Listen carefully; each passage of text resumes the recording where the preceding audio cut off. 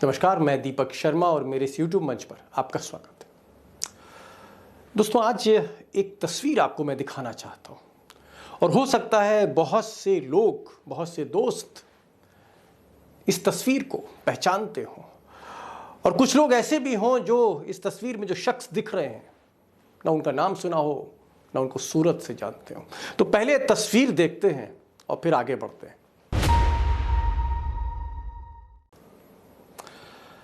अब अगर इनका थोड़ा लिबास बदल दें तो शायद बहुत से लोग इनको पहचानने लग जाएंगे। जी हाँ, इनका नाम है जस्टिस D.Y. चंद्रचूड़ और आज इन्होंने देश के सबसे बड़े जज यानी चीफ जस्टिस ऑफ इंडिया की शपथ ली। अब यहाँ पर खेल यह है कि जस्टिस चंद्रचूड़ को ये सरकार नहीं चाह रही थी कि वो सबसे ऊंची कुर्सी पर जुडिशरी की बैठे और सारी अदालतें, सुप्रीम कोर्ट, हाई कोर्ट कहीं ना कहीं के सुपरविजन में आए। ऐसा ये सरकार नहीं चाहती थी और उसकी बहुत सी कोशिशें भी हुई। मैं उसको आगे बताऊंगा कि कारण क्या थे। बहरहाल, जैसा होता है, विधि का विधान होता है, नियति का खेल होता है। जस्टिस चंद्रचूड़ आखिर में चीफ जस्टिस बनी गए। अब इनका जिक्र मैं इसलिए कर रहा हूं कि आज जो देश के हालात हैं, जहां पर मीडिया कंप्रोमाइज्ड है, जहां लोग कहते हैं अदालतें कंप्रोमाइज्ड हैं, जहां पर जुडिशरी घबराती है, जहां पर कॉरपोरेट कदमों में बिछा है अडानी से अंबानी तक, और जहां नौकरशाही मोदी जी की मुट्ठी में, IAS, IPS, IRS, आप सर्विसेज के नाम लेते जाइए, सबकी सब मुट्ठी में है। और फिर मसल पार भी उनके पास है, मनी पार भी उनके पास है। सारी एजेंसियां सलाम करती हैं, सरकारी एजेंसियां, मोदी जी को। ऐसे दौर में जब अर्थव्यवस्था बिखरी हुई है, देश में एक अजीब सा एक माहौल है, ये आदमी जो इस वक्त टॉप पर बैठा हुआ है, अगर ये चाह जाए तो मैं आपको यकीन दिलाने की कोशिश कर रहा हूं, जैसे कहीं ना कहीं कोई उम्मीद की किरण दिखती है, उस बिना पर मैं कह रहा हूं कि यह आदमी चाहे तो देश बदल सकता है। कैसे देश के लोगों को आप भरोसा दिलाएंगे कि किस तरीके से न्यायपालिका उनके साथ है? मेरे कार्य से देश के लोगों को, नागरिकों को मैं विश्वास दिलाऊंगा, शब्दों से ही केवल नहीं पर कार्य से।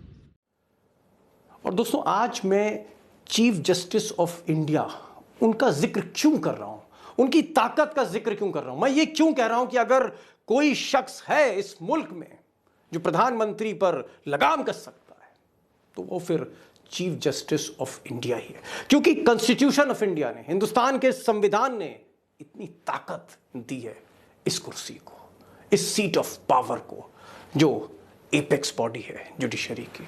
और अगर आप देखें इतिहास, चाहे वो इंदिरा गांधी हो, इमरजेंसी हो, या फिर कोई भी रिजीम हो, कोई भी प्रधानमंत्री हो, अगर किसी ने चूड़ी कसी है तो चीफ जस्टिस ऑफ इंडिया ही रहा है। जब विपक्ष बिखरा है, व्यवस्था बिखरी है, कानून बिखरा है, तो इस देश को हमेशा चीफ जस्टिस ऑफ इंडिया ने ही संभाला है और इतिहास इसका साक्षी है।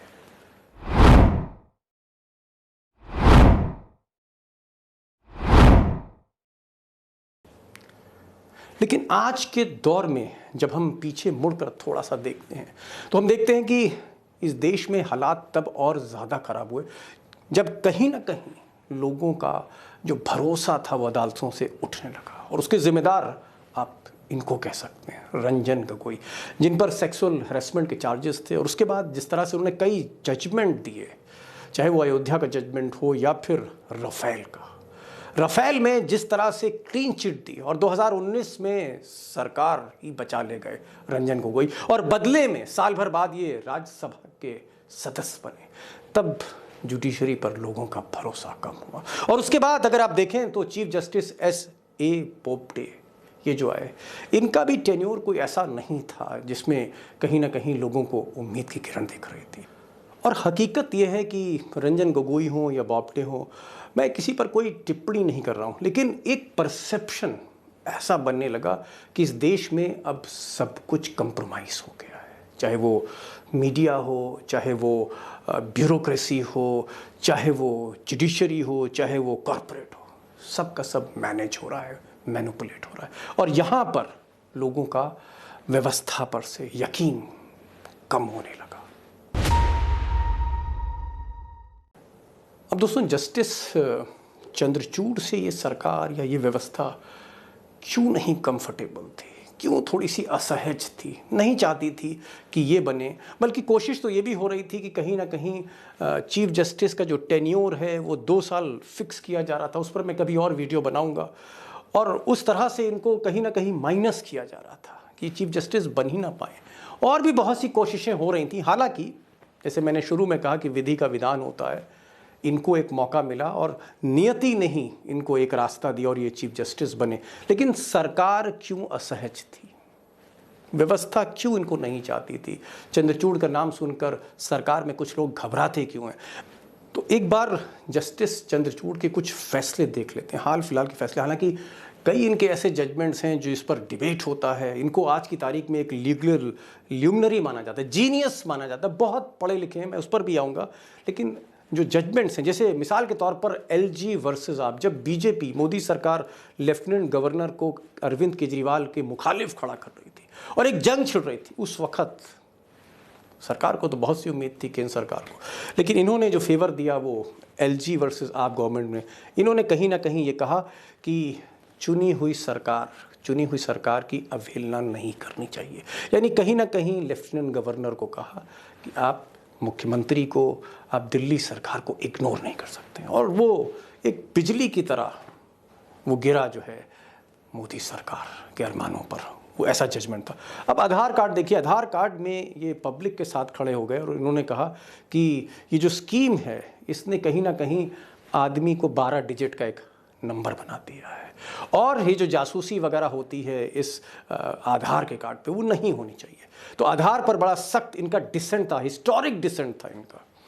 अब अगर आप भीमा कोरेगांव केस देखें, यहाँ पर एक सेफ्रन लॉबी थी, भगवा लॉबी थी, जो पूरी तरह से उन एक्टिविस्ट को जेल की दीवारों के पीछे रखना चाहती थी। वहाँ पर इन्होंने कहा कि जो राइट ऑफ एक्टिविस्ट हैं उसको आप इग्नोर नहीं कर सकते। और इन्होंने वो जो अरेस्ट हुए थे 5 एक्टिविस्ट, उनके साथ खड़े हो गए जस्टिस चंद्रचूड़।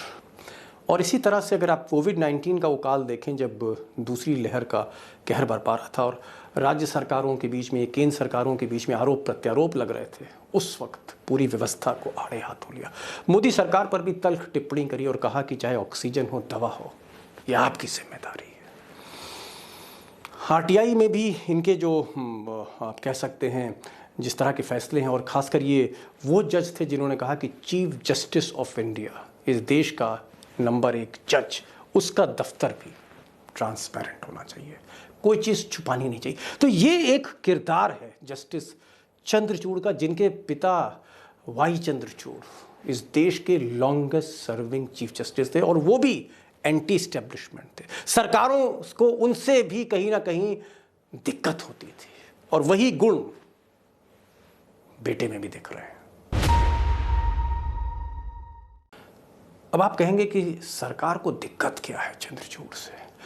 अगर हम नॉर्मल एक टेन्योर देखें चीफ जस्टिस का कि कितने दिन तक वो कुर्सी पर रहते हैं मुख्य न्यायाधीश की, तो कोई 6 महीना, कोई 3 महीना, कोई 7 महीना, कोई 8 महीना on an average.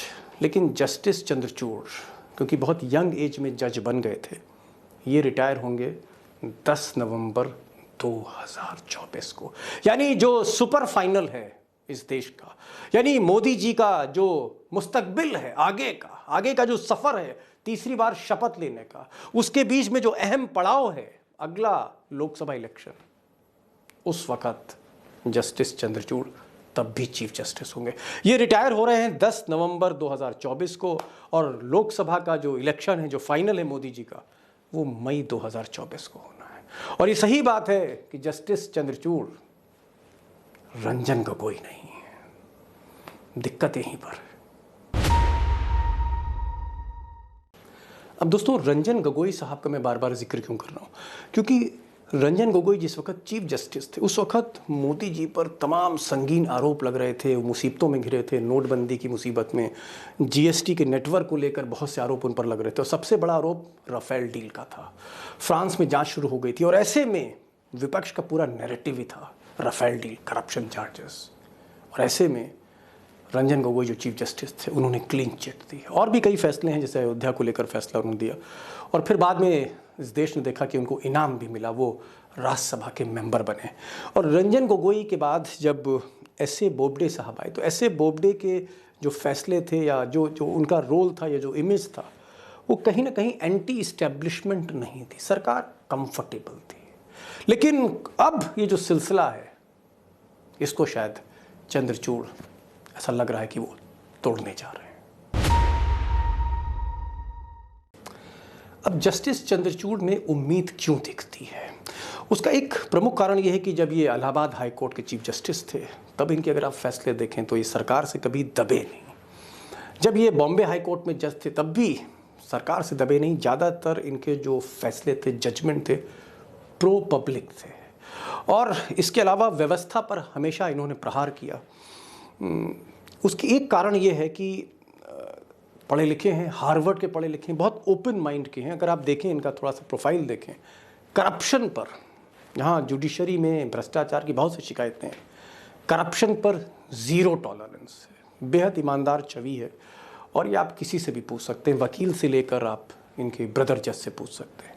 Integrity high है, सत्यनिष्ठा जो इनकी है, इमेज प्रो पीपल है। और मैंने आपसे पहले भी कहा कि हार्वर्ड लॉ स्कूल में पढ़ें, और ऐसा लोग मानते हैं कि आज की तारीख में इस मुल्क में जहाँ तक कानून की समझ की बात है तो इनका कोई जोड़ नहीं है, कोई तोड़ नहीं है। इसलिए लोगों को उम्मीद है कि एक ऐसा पढ़ा लिखा आदमी जो बोल्ड है, जो ईमानदार है, वो व्यवस्था के आगे झुकेगा नहीं। लेकिन दूसरी तरफ अगर आप दोस्तों देखें तो अमित शाह हैं और मोदी हैं, और जिस तरह से इस मुल्क की जो पूरे व्यवस्था है, सिस्टम है, जिसको हाथ में ले लिया है इन दोनों ने, और जो ज़बरदस्त ताकत इनके मुट्ठी में है, उससे लड़ना भी आसान नहीं है। इसलिए चंद्रचूड़ साहब का जो सफ़र होगा वो इतना आसान नहीं होगा। बहुत से ऐसे फैसले होंगे जहाँ पर उनको सोचना पड़ेगा 10 बार। लेकिन उनका जो पहला लिटमस टेस्ट है, वो मुझे लगता है वो शिवसेना का मामला है। उद्धव ठाकरे और शिंदे की जो लड़ाई है, जहाँ पर शिंदे गुट को डिस्क्वालीफाई करना है, नहीं करना है, ये जो मामला है, ओरिजिनल शिवसेना कौन है, और इसमें जिस तरह से बागियों ने बगावत करी, वो सही थी गलत थी, उस पर जो फैसला आना है, जो अभी तक टाला जा रहा है। जस्टिस रमन्ना के टाइम पे यूयू ललित भी कहीं ना कहीं निकल गए। इसमें फैसला जो आएगा वो ये बता देगा कि ये जो चंद्रचूड़ साहब हैं कि अपने पिताजी की तरह ये इस्टेब्लिशमेंट से डरते नहीं हैं, झुकते नहीं हैं, कंप्रोमाइज़ नहीं करते हैं। तो पहला लिटमस टेस्ट यही होगा, और मुझे लगता है ये फैसला, इसकी जो तारीख है इसी महीने के आखिर में आ रही है। और भी कई मामले हैं जिस पर मैं बाद में एक अलग से वीडियो बनाऊंगा। लेकिन कुल मिलाकर सरकार के लिए भी अब रास्ता इतना आसान नहीं है। एक तरफ विपक्ष भी धीरे धीरे, जिस तरह से भारत जोड़ो यात्रा चल रही है, जिस तरह से आपने परिणाम महाराष्ट्र में देखा है, या तेजस्वी और नीतीश कुमार एक हो रहे हैं, या जिस तरह से डंके की चोट पर केटीआर और केसीआर ने तमाम कोशिशों के बाद बीजेपी को शिकस्त दी तेलंगाना में, जिस सीट को एक आप कह सकते इशू बना लिया था अमित शाह ने।